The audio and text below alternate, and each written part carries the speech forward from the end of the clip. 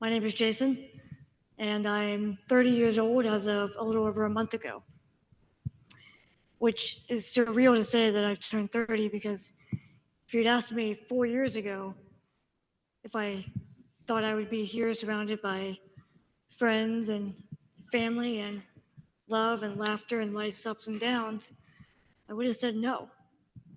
I thought I'd be buried by now.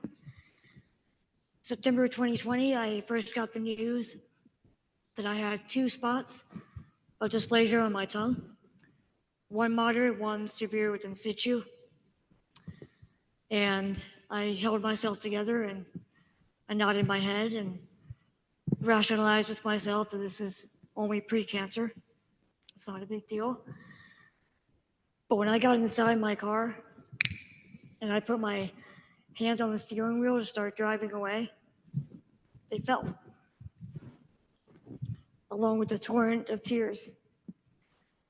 And I had this overwhelming thought that this was the beginning of the end. I felt like all of my good days were now gone, that I lived my life and this was the start. And I felt like I didn't have time then to start on the goal I really wanted to accomplish more than anything, which was to start a family and raise a family. After an indeterminable amount of time, I sat there before I finally called my parents and my siblings.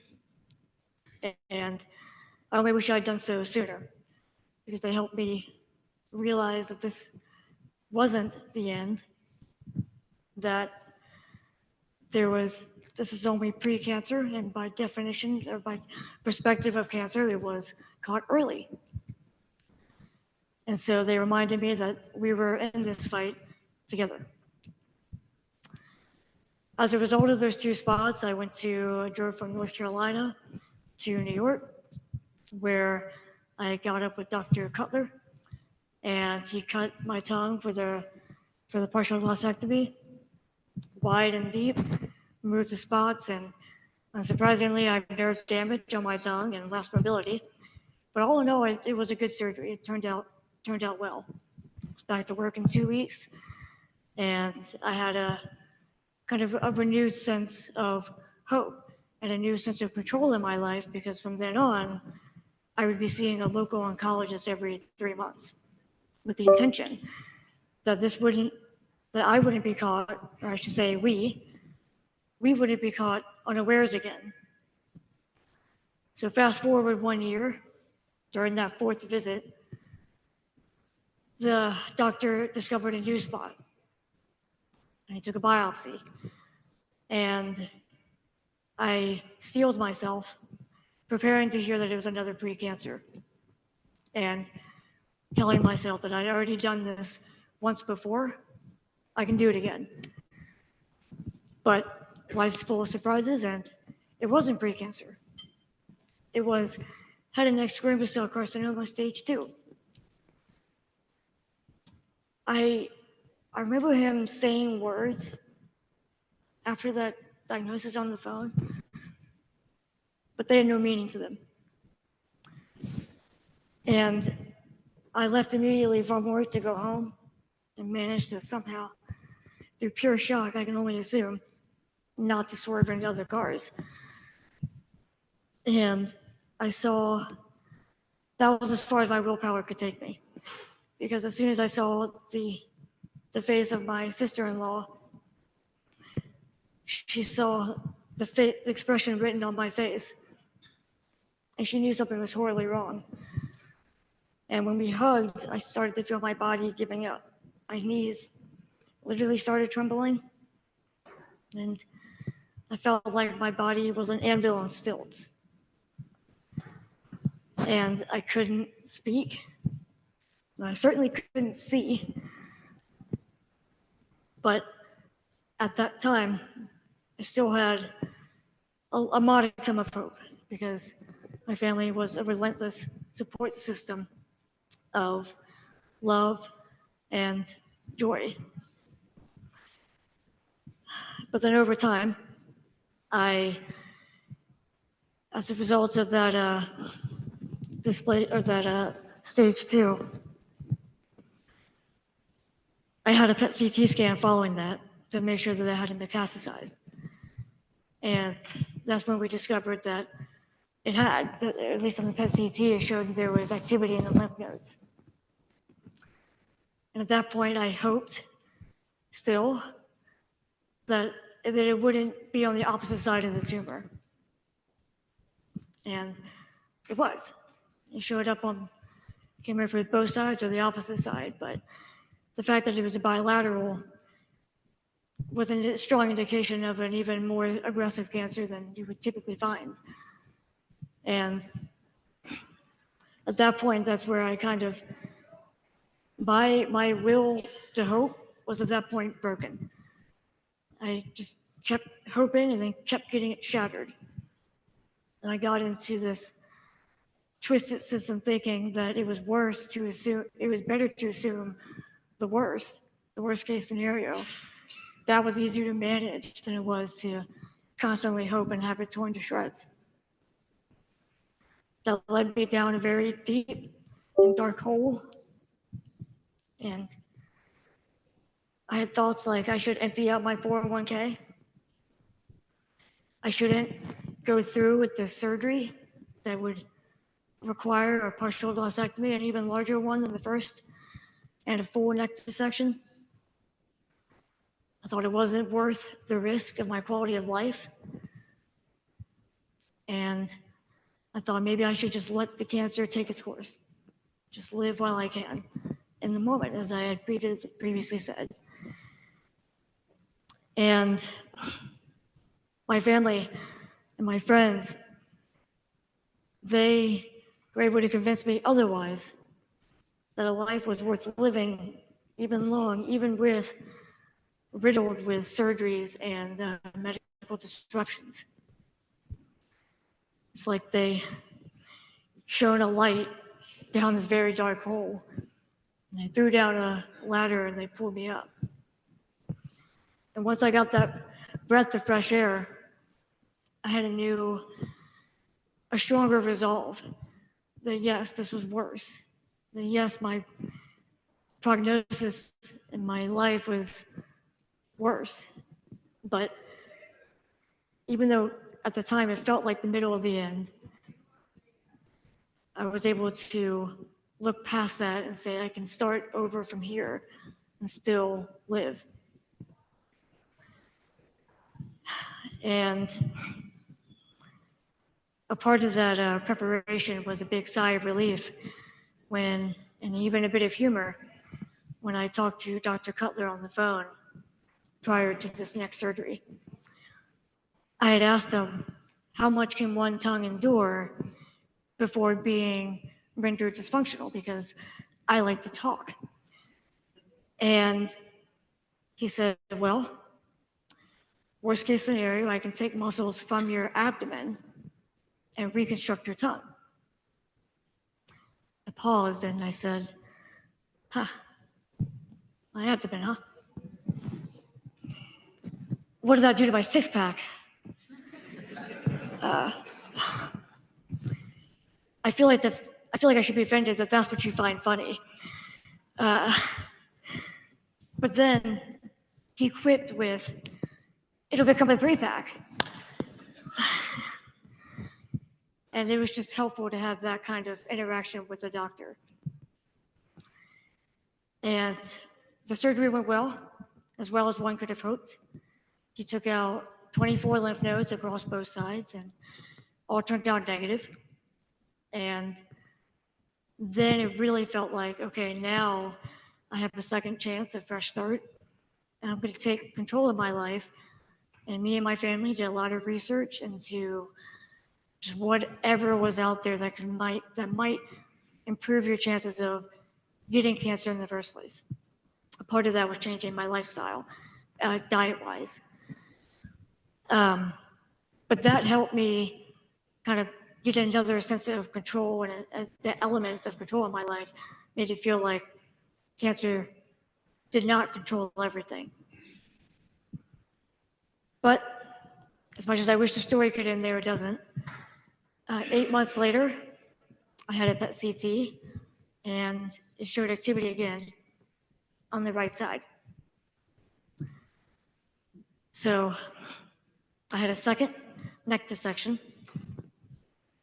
a second full neck dissection, and they removed the lymph nodes and found that only one was positive. But that lymph node not only had extranodal extension, the membrane surrounding the lymph node capsule was completely replaced by tumor. Even though this was worse, this was worse than stage 2, and now it was stage 4 head and neck squamous cell, it didn't feel quite as devastating because I'd seen that hole and thought, I don't want to go back. And that experience of the previous couple of years gave me the mental fortitude to say, this is where I am now. I need to take imminent action. And that's not a decision that I was able to come to alone. I had a huge support system, still do. And it was my family and members of the FARF community, whether it be board, clinicians, and my friends providing support. And we looked into journals and articles, and we tried to find drugs that were non-conventional, obscure, or out of the country. Anything we could do. We called clinical centers for advice on what to do next.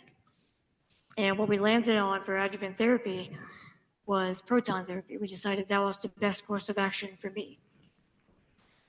So it was on my 28th birthday exactly that we drove down from North Carolina to Jacksonville, Florida, where I then underwent 33 days of treatment. And I'm happy to say that the nights that stand out to me most during that time were not the days where my flesh was sloughing off. And it wasn't the days where it felt like I shouldn't be outside, period, because I looked disgusting, or because the damage it wasn't worth the sun exposure. The days I remember most are the 2 nights I went to Halloween Horror Night. One with my brothers and one with some of my closest friends, who none of them live in Florida. And I'd love to talk about that later because those were absolutely hilarious. But during that time also, I had my parents with me the whole time, so I was never alone. And I'm grateful for their presence to have provided that support. And the proton therapy itself turned out, again, as well as one could hope for. They say that you don't do, when people talk about proton or conventional radiation, they always just kind of say, you got through it, which is how I would describe it. It's pretty apt. You got through radiation. It's not easy, but you get through it. And as far as complications go, they were very minimal. So that was at least on my side. Now, I have thrown quite a bit of darkness at you, and it's a little bit unfair because I didn't experience it all at once and in a vacuum like you just have. I had light shining through that hole, however deep, flickers of light the whole time. For example, I started a new job at Grail, where we developed a cancer screening test that can detect up to 50 different cancers before you're clinically symptomatic with the blood draw. And my job in that is research and development, where at first I started with troubleshooting the assay and running experiments to prove that it worked, helping clinical staff with their validations. But then it became clear that I had a knack for data and using the programming language R. And I found a niche with my science background and translating that into a more applicable computer science working. I'm not trained at all in computer science, but kind of learned on the job.